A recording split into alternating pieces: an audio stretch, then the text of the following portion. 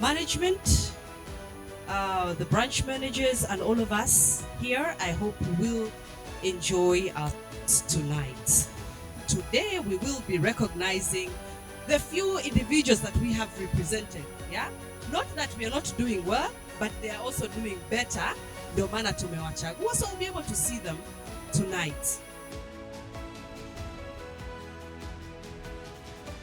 Kwa hiyo jamani, ni washukuru sana kwa hapa leo, lakini si vibaya kusema na washukuruni sana kwa performance nzuri ya 2025. Momentum ambayo tumebuild over the last 10 years kwa hii bank, it's not something we take lightly.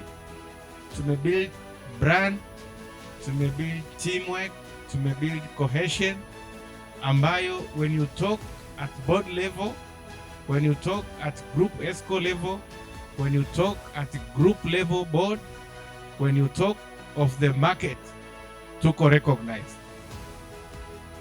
Na tuko recognized kwa sababu tumekuwa reference ya almost everywhere you go. I get a lot of calls nikienda kwenye countries nyingine, every single item we are touching, kila mtu anataka naye afanye.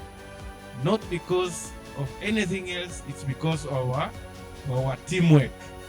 Lakini ni wa encourage wote specifically branch managers ambao mnalidi watu. Lazima muelewe view yetu na mission yetu ni nini. Tunaposema DFS ni area ya growth na ndiko tunakuweka nguvu zote, lazima tukubaliane. We will create a platform. Those who are going to be able to bring more customers kwenye network zetu za digital, I can promise you tuta fast track wale ambao watatusaidia ku grow business. I don't mind the volume, na mind kwamba hizi products zimefanya kazi, na zikifanya kazi wale wenye hizo initiatives watalipa.